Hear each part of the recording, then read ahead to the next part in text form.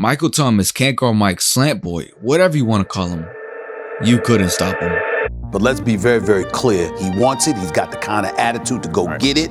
He's incredibly confident in himself. He's not shy about it, nor apologetic about it. If I needed one guy, make me a play with the game on the line to run the best route with the most amount of strength, the most amount of precision to come down with that football, I'm going with Mike Thomas. Michael Thomas, at the epitome of his career, was the best receiver in the entire NFL. Being the first wide receiver to win Offensive Player of the Year since Jerry Rice in '93, I think says enough about how good he truly was. So at 32 years old, he should still be on a team playing as a veteran receiver. I mean, he's not that old, and those hands never left him. Except he's not on a team. He's actually been out the league for almost 2 years now. And no, he's not retired and he hasn't heavily regressed. He's just gone because absolutely no one wants him. So where is Michael Thomas? And how in the world did he go from heading towards a Mount Rushmore of GOAT wide receivers to being out the league and being seemingly forgotten in the span of 3 years? Let's find out. You know, I don't want to be Michael Jordan. I don't want to be Magic. I don't want to be Bird or Isaiah. I don't want to be any of those guys. You know, when my career is over, I'm going to look in the mirror and say I did it my way. Allen Iverson had a cultural impact that's unmatched. He feared nothing. He feared no one. Like many, Michael Thomas's sports idol growing up was Allen Iverson. That mentality of being fearless, outworking everyone, being real, and being unapologetically yourself rubbed off onto a young Michael Thomas. A mentality that had him on a direct path towards greatness. Michael Thomas began his football career in his senior year of high school. Prior to that year, he never really took football seriously. However, one rigorous offseason quickly turned him into a 3-star/4-star wide receiver. He had offers from schools, but Michael Thomas and his family believed he still has some more refining to do, which led him towards attending Fort Union Military Academy after high school. Not long after he got there, he got an offer from the prestigious Ohio State University, and the move to the Buckeyes was a no-brainer. Ohio State saw the talent in Thomas, but he was just way too raw. His freshman and redshirt sophomore seasons were underwhelming. He had little to no playing time because he just wasn't good enough. But his junior season was when he took it personal. That AI mentality instilled into him since his youth took over as he broke out and became a crucial factor in the Buckeyes winning the College Football National Championship. He led his team with 54 receptions and had almost 800 receiving yards and 9 receiving touchdowns. By his senior year, he had become wide receiver 1 for Ohio State and he put up similar numbers. Michael Thomas was good and he knew he was good, so much so that he gave himself the nickname Can't Guard Mike. Now, following 4 years at Ohio State, Michael Thomas declared for the NFL draft in 2016. John Morton was the then offensive coordinator for USC in 2010 when Michael Thomas was just coming out of high school. Morton had the chance to offer Thomas, but he didn't. And Michael Thomas took that to heart because at Ohio State's Pro Day in preparation for the drafts, he saw John Morton again, but this time he was a coach with the Saints. Michael Thomas had a simple 6-word statement for him: just don't miss on me twice. The talent was undeniable and the confidence was glaring. So the Saints did not hesitate when they selected him in the second round of the 2016 NFL Draft. Not many players get the chance to play with not just a Hall of Famer, but also a top 5 quarterback of all time.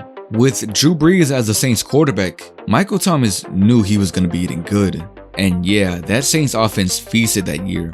That year, they were averaging the most yards per game and the second most points per game, and the passing offense was by far the best in the league. Having Drew Brees as your quarterback will make your offense great, but the addition of Michael Thomas is what really made this passing game terrifying.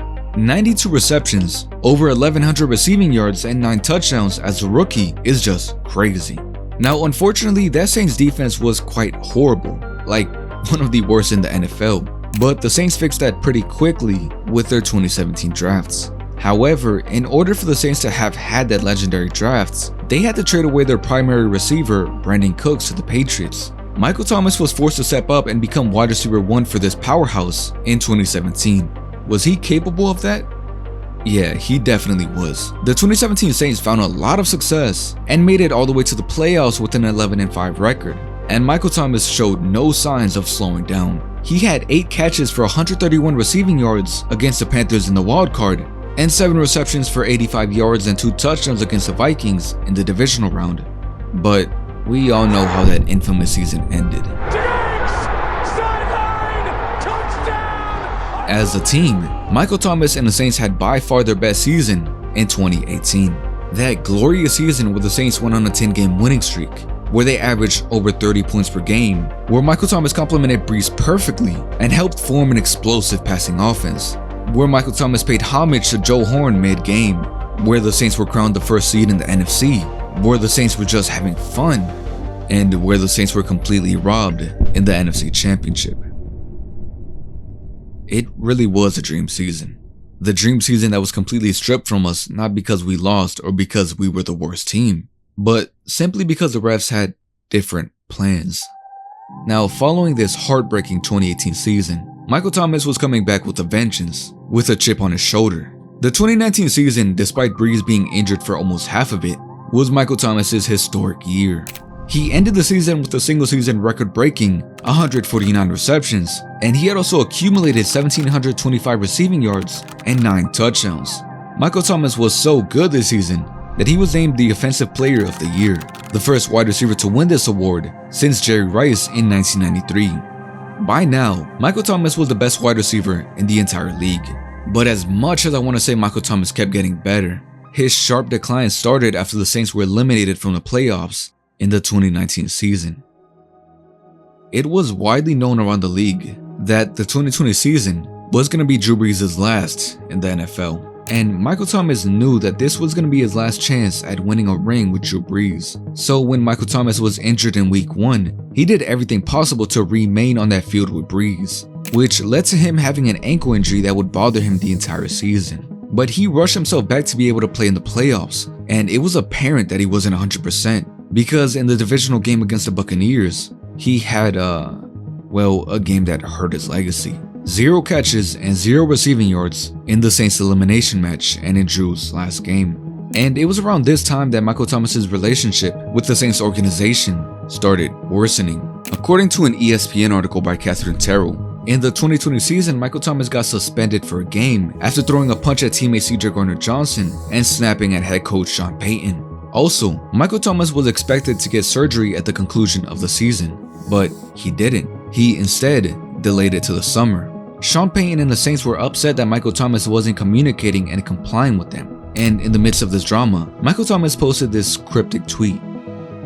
As a result of delaying his surgery, Michael Thomas missed the entirety of the 2021 season. And he only played in 3 games in 2022 after dislocating his toe and needing surgery for his injury.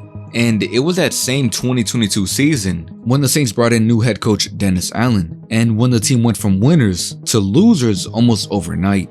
The entire coaching staff was dysfunctional, the team kept losing, the fans kept booing, and the pressure inside the building kept rising. Now, 2023 was a pivotal year for the Saints. They brought in quarterback Derek Carr for some stability at the quarterback position. Michael Thomas even played a big role in recruiting Carr to the Saints, and they quickly built a strong relationship. But that relationship also quickly went south, as a lot of things do, when they kept losing. In the 2023 season, Michael Thomas faced an injury in week 10 that knocked him out for the rest of the season. He was also arrested in November and charged with battery after getting into an altercation with a construction worker. But it was towards the end of the season, after yet again another disappointing year, that Michael Thomas went off on Derek Carr and the Saints. He cryptically liked tweets criticizing the Saints, and even tweeted things like, "When your eyes don't work, you get people hurt. It's no mystery, and it's something that needs to be studied," which was directed towards Carr. He even said the reason he got injured was because of a bad ball from Derek Carr. He also criticized the team, saying that they weren't trying to involve him in the offense. Now, following all of this drama, the Saints ended up releasing Michael Thomas from the team in March of 2024.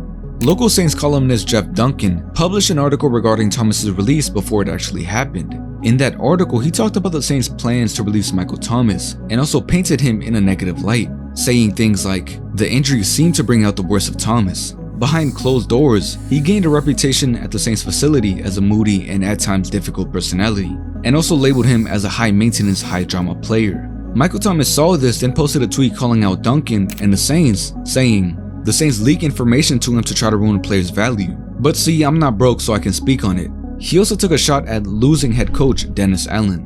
It's because we're not yes men, so we're cancers, but under a winning coach, we're looked at differently. It's a mentality that makes losers uncomfortable because they're used to losing all their career.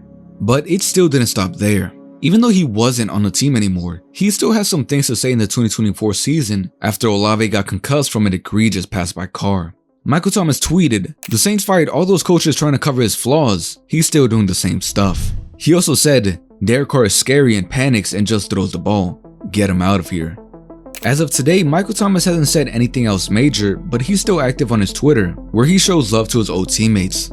Now, I'm not going to sit here and tell you that what Michael Thomas did was right or wrong, but just imagine going from winning with Drew Brees and playing under Hall of Fame head coach Sean Payton to playing with Derek Carr as your quarterback and having Dennis Allen as your head coach and losing every single week. And on top of that, those injuries just kept piling up on Michael Thomas, even though he's never really been an injury-prone guy. Frustration must have been at an all-time high for Michael Thomas. And if we're being real, for some of these tweets, he was just saying what everyone was thinking. Michael Thomas has actually never been scared to say what's on his mind. He's always spoken his truth. But it really does suck that things ended like this.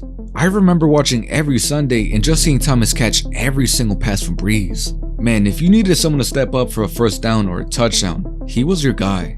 That 2018 season would have cemented him in history as a champion and fortified his legacy. Instead, we have another player who was lost to time, and who some will probably be calling underrated in a couple of years. Michael Thomas wasn't the fastest or the most athletic, but he worked harder than everyone else to perfect his crafts. His route running, his hands, and his strength, no one could stop him. But it was his ruthless winning mentality that gave him that edge, that made him the best of the best. But ultimately, that same mentality was also a big factor in his downfall. Now, was he deserving? That's up to you to decide.